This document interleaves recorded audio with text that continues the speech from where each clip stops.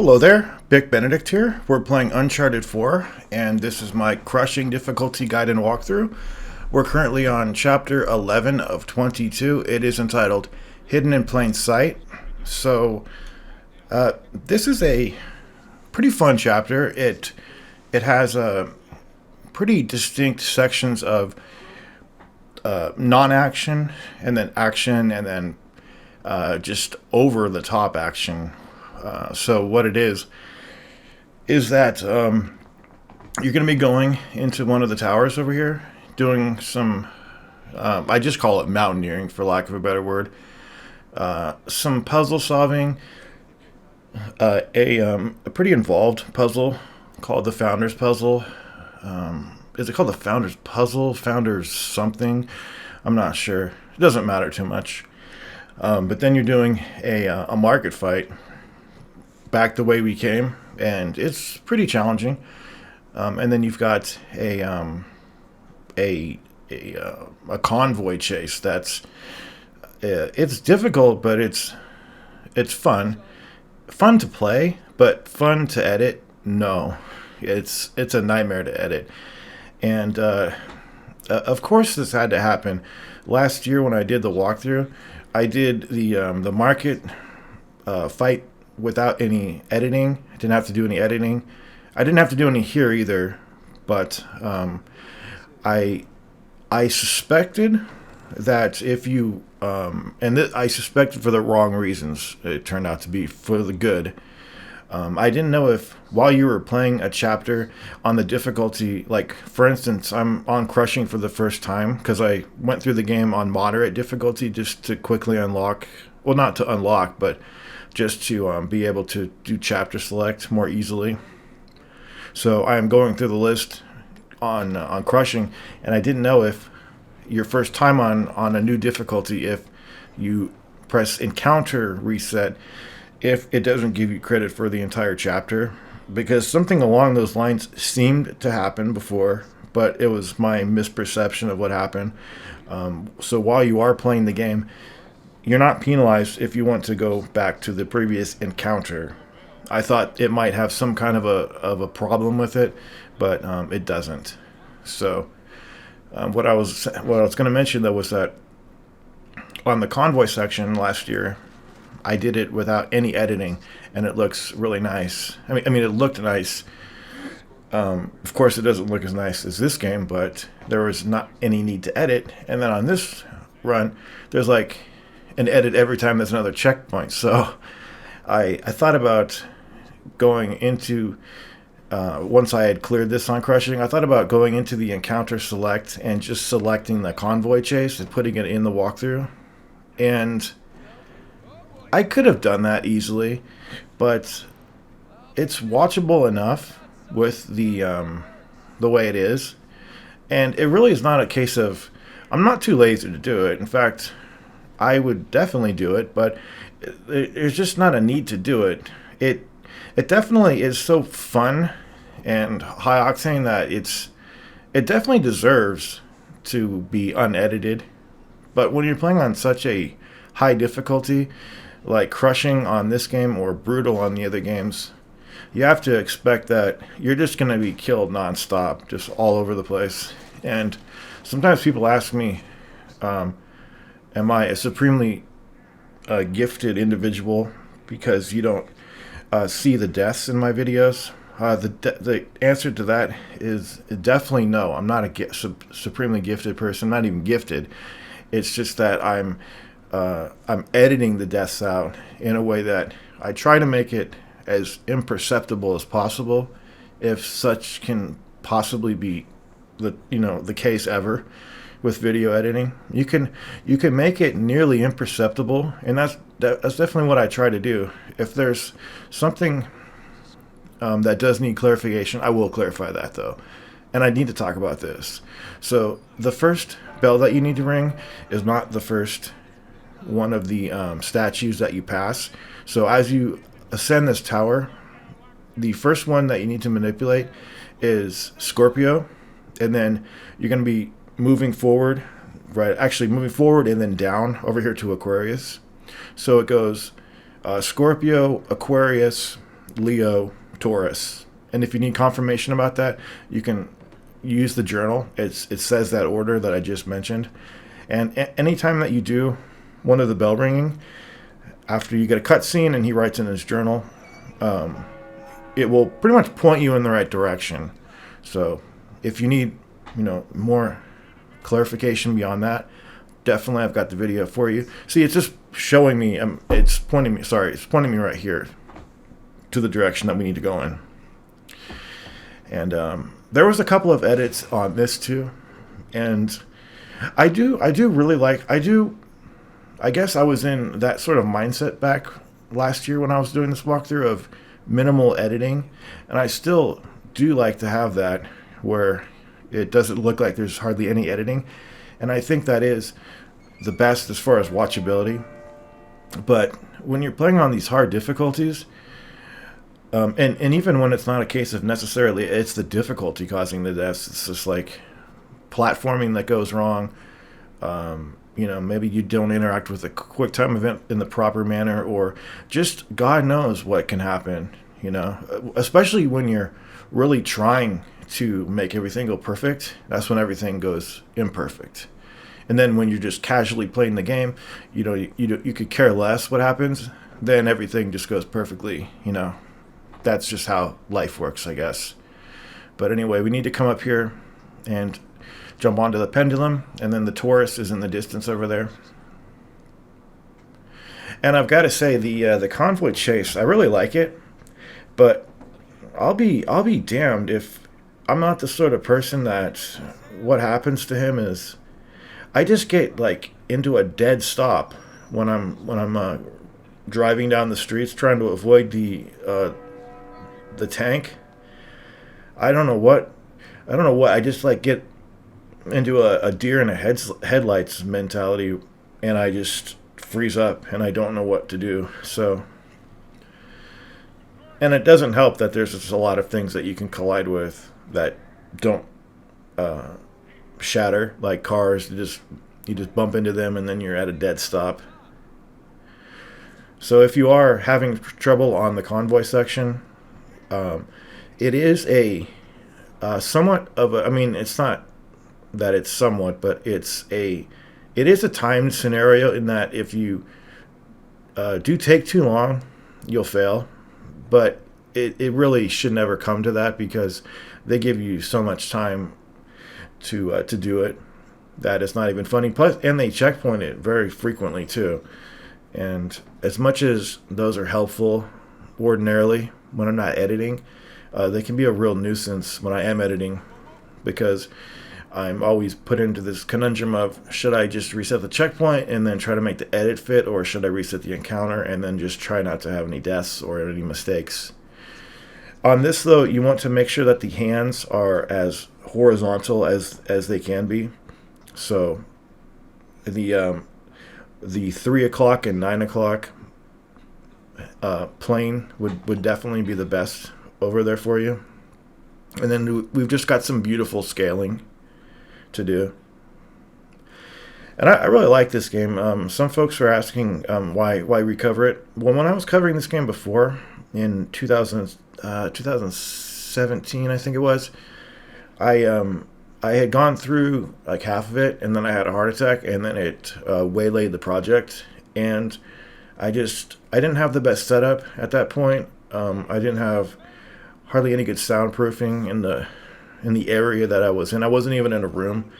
I mean, I was in a room, but it was not a contained room with a door. It was kind of like a nook in a room with no door, and it was an apartment complex. People were slamming doors, so much noise going on, and I just kind of got lazy going through it, nonchalant, more of being nonchalant than lazy, and just not adhering to, because I was in bad health, so I was just lucky to get whatever I could out that I could.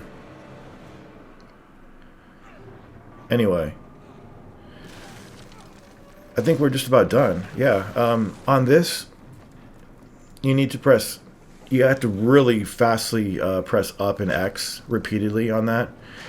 So the first one that you do when you are swinging on that lever at the very top, you're not using up and down in a seesaw manner. When you're at the very top, I mean, before it collapses, all you need to do is just press forward, and he'll do it. And then when you fall, you just make sure that you press the interact button when you're falling, and then just make sure that you interact with that QuickTime event very quickly. And I think that's all you need to do on that. I do I do really like checkpoints in games, but when they give you too many checkpoints, it's definitely a bad thing too. So as far as editing too, and I try to do as minimal editing, like I was saying as well. One problem is it's just because Sony Vegas, I think Sony Vegas 20 or 21 that I have, it has this ridiculous issue of crashing. Like, if I was using it the entire day, it would probably crash 20 times. And it's not a matter of it being a new computer. It's the coding. It's the code of the program that's contemptible. And I would switch, but I guess I'm just tolerating it at this point, and I just don't want to learn a new UI right now. But it's definitely despicable, and there's a lot of other people that will tell you exactly that too on the reviews wherever you're at. It's very poorly made. It gets poorer with each iteration. It's pretty sickening. So on these puzzles over here, they're not going to let you fully complete them. They might let you complete this first one, but the second one, yeah, they let you complete the first one, but the second one, they're going to snap you out of it. Or rather, I think pull out of it would be a better one. But he is going to see, he'll go back to the globe here, or whatever it is, half of a sphere, and he will try to solve this, but it will pull you out of it, and then it's going to direct you to go over to the pictures and snap the pictures.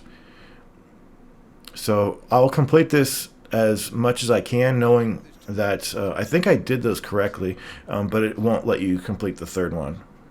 And also, when you're doing these over here, you are required to take the snapshots of these squares, but afterwards, when he's well, I mean, not when the game is prompting you to look in the journal and move around the squares, you don't have to do that. In fact, I've never done this on my own. I don't like the puzzles. I don't subscribe to puzzle doing, and I've always just looked it up. So if you're disappointed in that, I'm sorry about that. This is a type of puzzle. It's just it's a nuisance for me personally. It's a buzzkill. I've said that before, and it's just not what I'm interested in doing. But yeah, these parts here, just press circle, and you don't have to interact with that. So anyway, I'm just here to provide you with my own video cheat sheet, so you don't have to do that. Okay, so when we move these, let's see what we got. We got a couple of skeletons. We've got a Pegasus, and then we just need to move that one in that order. So we had the first two right, and we just need to solve this now. The next door is going to open. I do enjoy just, even as much as many people would probably edit these out of videos,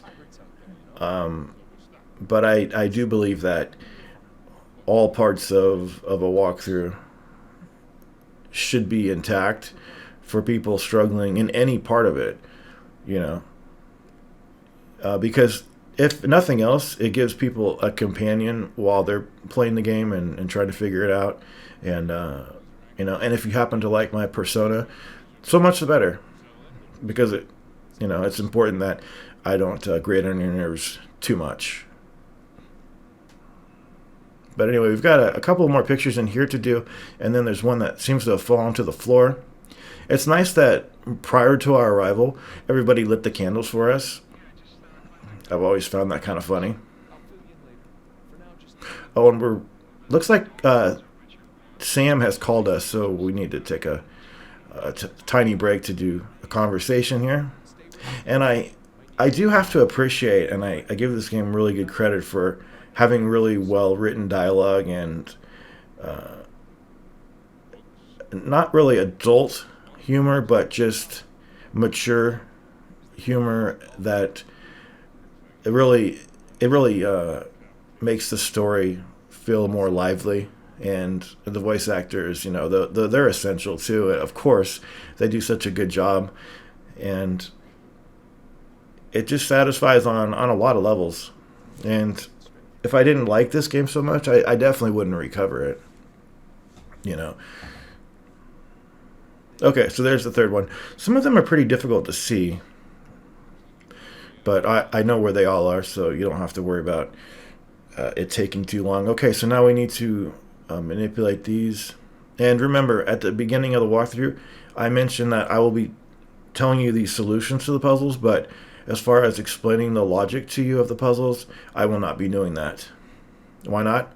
I don't know the logic. I don't care to know the logic.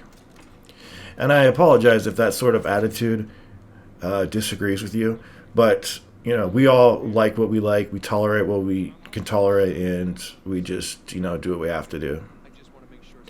Okay, so there appears to be this final room that we need to investigate. We have a burned picture to the left. Regardless, it still has the square that we need to interact with, but it's pretty vague. And again, I'm going back to how good this game looks, and I am filtering it through software too. So if I had just hooked the PS5 up to my monitor via the HDMI 2.1 cable, it would look even better. But the fact that it looks so good being filtered through software is fantastic. I mean, there wouldn't be a way to record it if you didn't have some method of using software. So there's always a catch when you're doing something. And I don't use OBS. I've never used OBS. I've tried to use it once and didn't like it, couldn't figure it out. But I do know a lot of people swear by OBS. If you're curious what I use the, and I've mentioned this before, and I apologize if I've said it too many times in other videos, but I have an internal PCIe capture card made by Elgato. I think the parent company is Corsair, but it's an Elgato 4K 60 PCIe capture card, so it's in my computer, and I use the software that they provide. They have a couple of software suites that you can use depending on what card you have, and I have all the settings at max. So just to let you know, the bit rate, everything as highest as you can. Okay, so now we've done that, and we're moving out here to the fight. So I have the fight intact. You do get a checkpoint after the first three guys, and that's one of the things that really bothers me too sometimes when there's a main fight and then it checkpoints after you kill just a few guys. It really bothers me because here's the checkpoint. So you won't see another checkpoint until we hop on to the Jeep after the encounter. So I'm really low on ammo, so I think I might throw some grenades over here. And you want to save your grenades. Oh, I did a nice...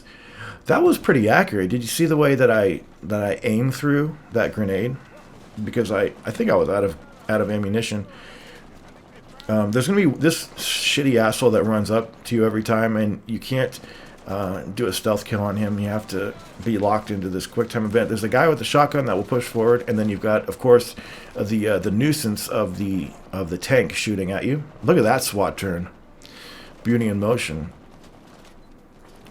Okay, so what I like to do over here is push up to a point where I know that when I get up to that point, the tank will move because he's right in our direct path. We need to go over to the right through the hotel lobby. He's right in the way, or whatever it is. I'm not sure if it's a hotel or some kind of emissary administrative office. But you see right where I pushed up over there, right as I turned around, that was the point at which I knew that when you go up to that location, you'll cause the tank to get out of the way and move over to the left. But be careful. If you haven't killed enough guys, you could be put in a situation where you're overwrought over here, as I am. So I was not expecting to live over here, but I was able to not get killed, so I left it in. Now, when you are running into the hotel, whatever the hell it is, there's going to be some guys coming out. So it's probably a good idea, as you run up to the doors, to throw a grenade to see if you can hit anybody and prevent, getting mauled as you first get over there. And you're not going to get a checkpoint until you go up the stairs. So just throw a grenade and move over to the right. And if you have another grenade, so much the better, because there's a couple guys in here. We're at a pretty safe spot from not getting hit by that turret. But when you get up here, I'm not sure if it's after you kill these guys that you get the checkpoint, but at some point around here you will get a checkpoint. If you've fled from too many enemies downstairs, you could get into a position where you're overrun over here because you'll have guys behind you and guys out on the patio. So just be aware that you'll have some enemies dropping out here, and then we'll move on to the actual convoy. So I do have this intact.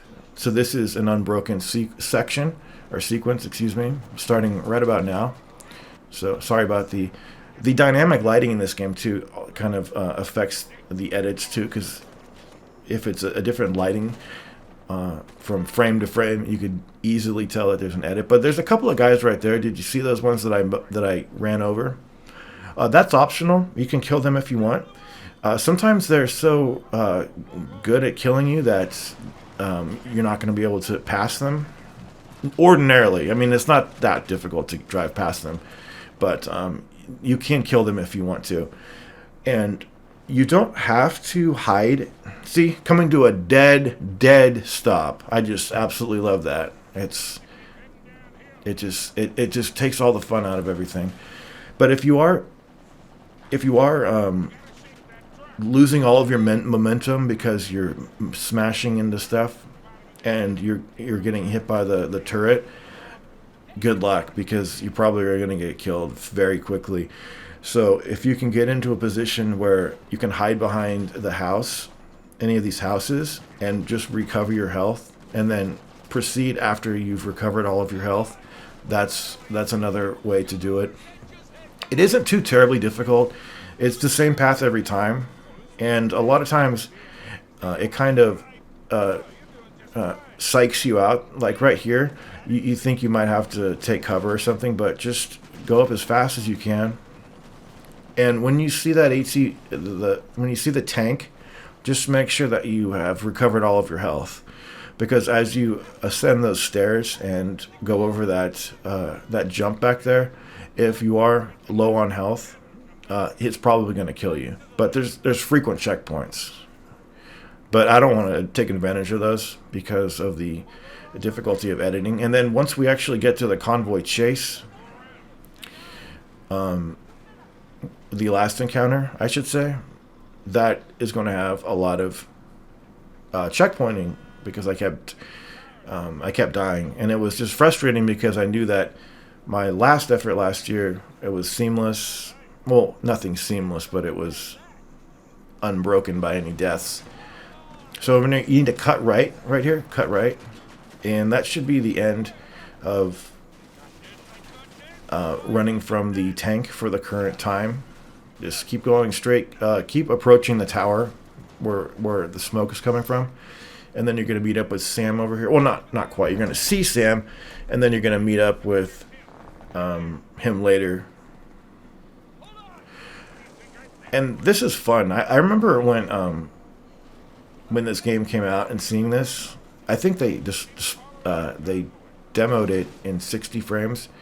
But of course, when we got the final product, it was only in 30, and that was, to me, it was a letdown. But it was under the circumstances, you really couldn't expect from the PS4 for that to be the case. But I do wish they were a little more transparent when they do those types of demonstrations.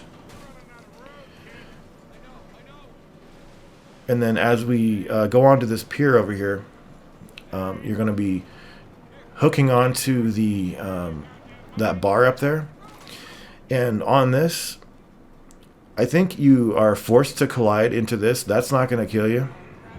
But at this point, you need to start holding the rope to pull yourself up, because if you collide with the boat, that will kill you. And then on this part, you need to aim the analog to the right, or that structure down there will kill you. And then this is the beginning of the last encounter if you go on encounter select. But as I mentioned on my, I think on an earlier video, I'm not going to be including the encounters unless it's for something very specific that I might have a very difficult time obtaining and just need to insert one section of something on crushing difficulty. I will definitely let you know about that. But here commences the chaos. Having the shotgun is pretty helpful over here because of the wide amount of splash that it does. And you're going to be jumping from a tank to tank, and there's another checkpoint. They give you a checkpoint like every time you go on another car. It's just ridiculous, the overkill of those checkpoints. But the of course, in Uncharted 4 fashion, you have destructible cover on the car. So when you do jump on the other cars, you will need to press the counter attack first to get them off of you, and then press square each time you do that. And then, sorry about that. That was another death or unfortunate circumstance. So you need to be ramming the motorcycles or bikes, whatever they are. Whoa! But you would be very surprised what you can get away with when you're doing this. You can jump from a sitting position on this Jeep to doing stuff like that, which is crazy. And of course, I got killed over here too. As I jump in here, you'll see in a moment where I did die. But it doesn't matter. It's like I said, it's perfectly watchable. There we go. Oh, also, it's a good thing to be jumping back and forth onto the other Jeeps, because when you are in that black and white near-death screen, while you're partaking in the QTE of countering the guy on the Jeep that's trying to push you off of it, you're recovering your health too, and you're not susceptible to the other gunfire.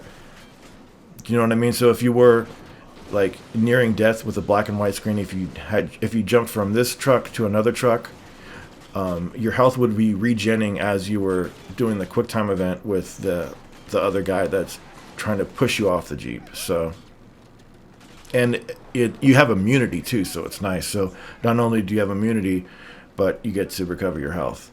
Okay, so at this point we've caught up with Sam,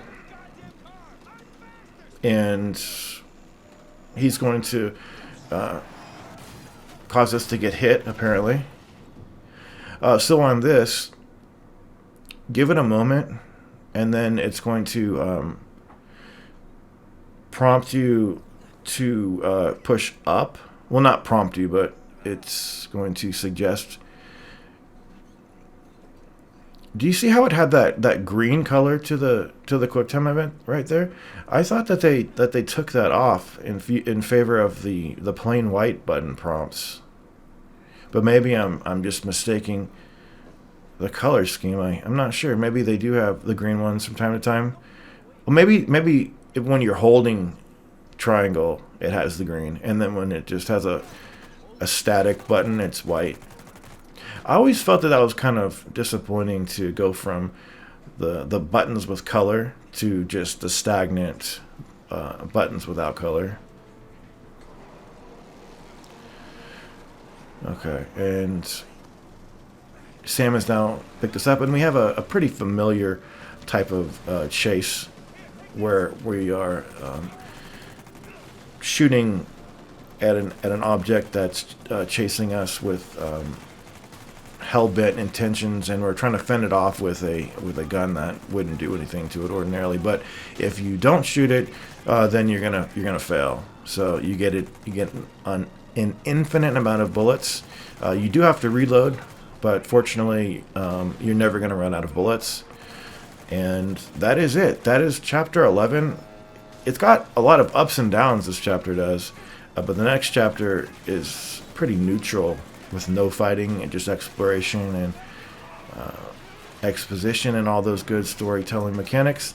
And I will see you there. It will be chapter 12. So thank you very much. Hope this video helped you out with whatever you needed it to, and I will see you in the next video. Until then, please take care.